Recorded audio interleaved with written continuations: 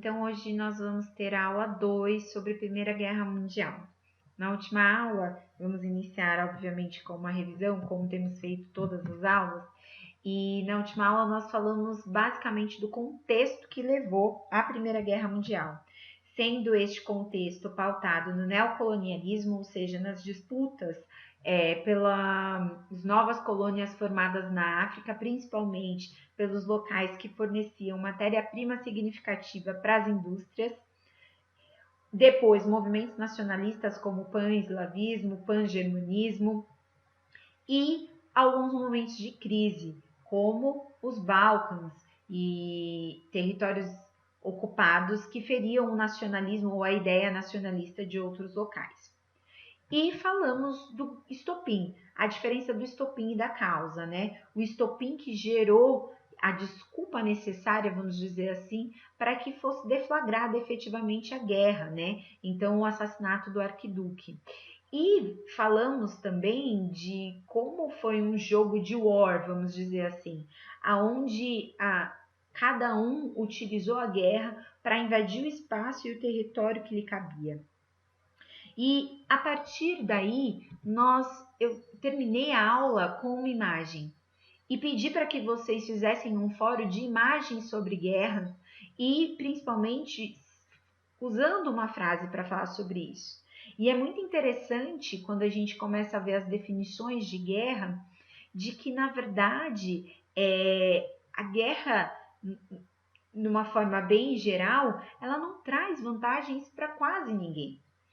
Por que eu estou dizendo quase ninguém? Na Primeira Guerra Mundial, os Estados Unidos se saiu muitíssimo bem e se tornou um dos países mais ricos justamente por conta da Primeira Guerra Mundial.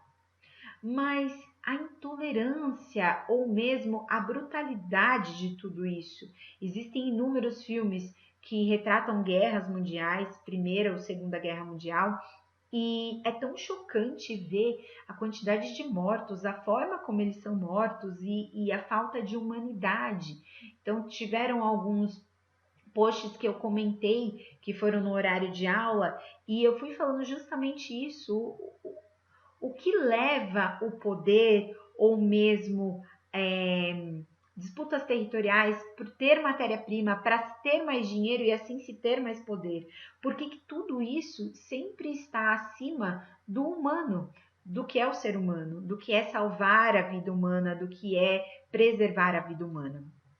E a Primeira Guerra Mundial ela é um marco nessa questão de sentimento justamente por isso. Porque inicialmente as pessoas comemoraram muito o fato de entrarem em guerra. Então essas fotos são fotos do início da Primeira Guerra Mundial, quando as pessoas estavam indo para o fronte, quando os homens estavam indo para a guerra. E são todas fotos extremamente felizes. Inclusive, a foto que eu terminei a aula passada, as pessoas estão muito animadas com isso. E por que muda? O que acontece? O que mudou? Primeiro que eles achavam que duraria meses, poucas semanas, como era toda a guerra que eles tinham conhecimento até aquele momento histórico. Então ela durou anos. Depois, a quantidade de pessoas que ela matou. Apesar de toda a guerra ter um número grande de mortos, essa teve um panorama gigantesco. E por que isso aconteceu? O poder bélico, a tecnologia. Teve, não lembro de qual das turmas, que um aluno falou sobre isso, sobre tecnologia na guerra. E é justamente a tecnologia que faz com que a Primeira Guerra Mundial se torne a Primeira Guerra Mundial. Então você tem lança-chamas, você tem metralhadora, você tem uma série de tecnologia que faz com que seja muito mais mortal, muito mais agressivo, mas ao mesmo tempo que prolongue muito mais essa guerra. Então eu tenho um poder destrutivo enorme. Então as pessoas pensam mais antes de apertar o botão.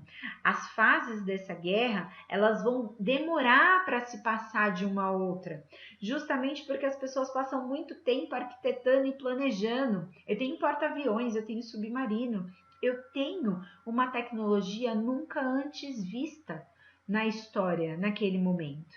Depois da Primeira Guerra, nunca mais a ideia de ir para uma guerra vai ser a mesma.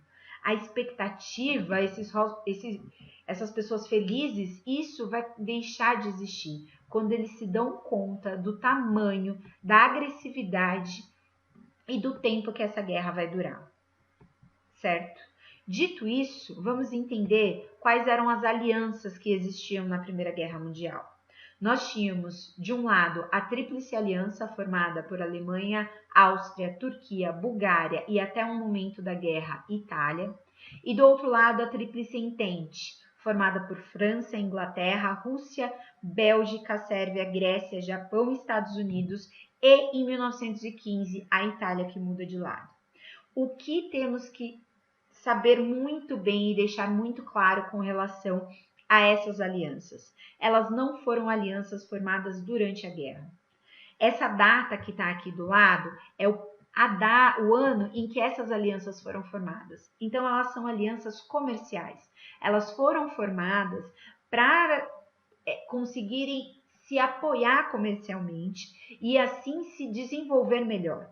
Mas, com o contexto de guerra, óbvio que se elas tinham interesses comerciais em comuns, elas teriam os mesmos interesses na guerra, já que as disputas eram sempre para um cunho comercial e para se ter um monopólio maior.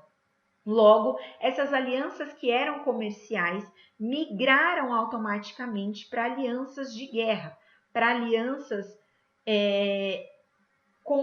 contrárias dentro de um exército, dentro de um contexto de guerra. Tudo bem? Pensando nisso, vamos para as fases da guerra. Primeira fase, a fase que a gente vai falar que ela é caracterizada pelas forças beligerantes. Ou seja, lembra o mapinha da última aula, onde um vai invadindo o outro? É isso que vai ser a primeira fase da guerra. Ela vai ser de estratégias, nenhuma vitória significativa, nenhum acontecimento grandioso, mas sim tentativas de ocupar territórios. É como se eu tivesse, para quem já jogou War, é como se eu estivesse repovoando ali o meu tabuleiro a cada jogada e eu colocando pessoas aonde eu acho mais interessante para a estratégia do meu jogo.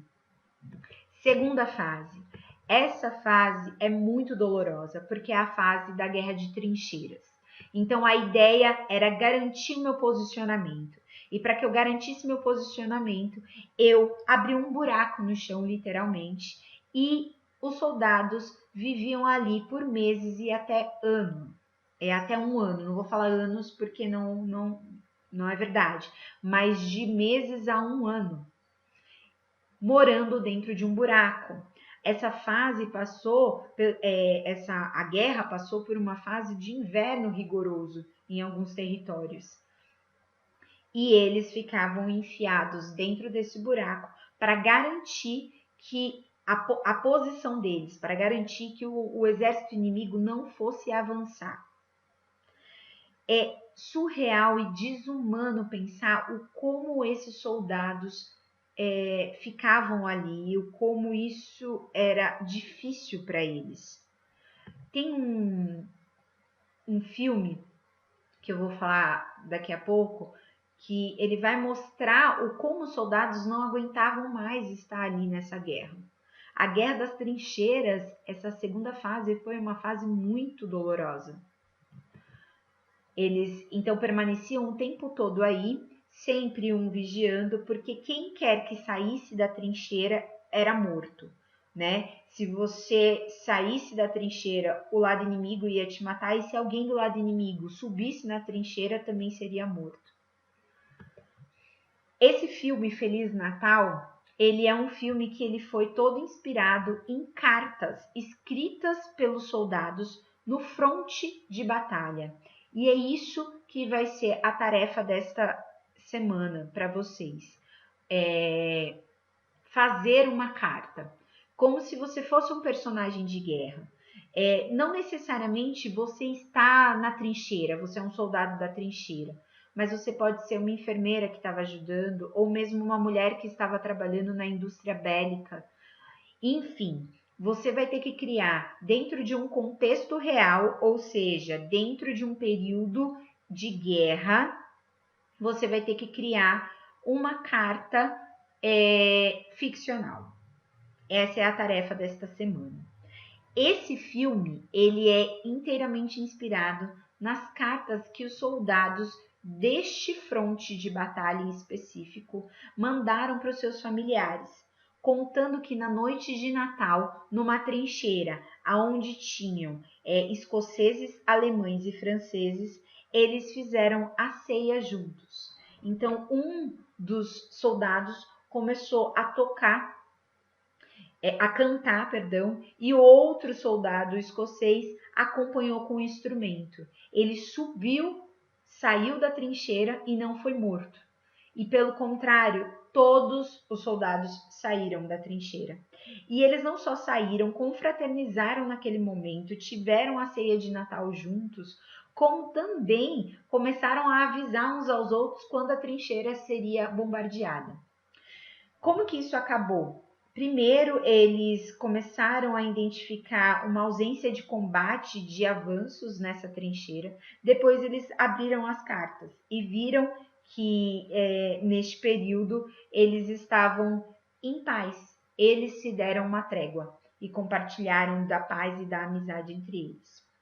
Esse site que eu coloquei aqui é um site inglês que ele digitalizou as cartas encaminhadas a seus familiares dos soldados de vários confrontos, não só da Primeira Guerra Mundial, de vários confrontos.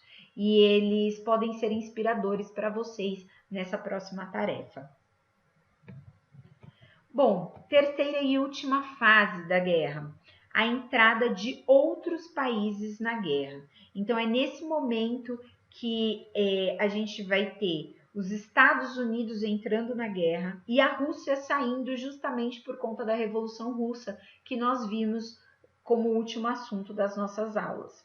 Os Estados Unidos, neste momento, ele entra para bater em quem está morto, vamos dizer assim, porque ele já enriqueceu absurdamente, vendendo armamentos para ambos os lados, vendendo suprimentos para ambos os lados, vendendo aquilo que ele podia vender para ambos os lados.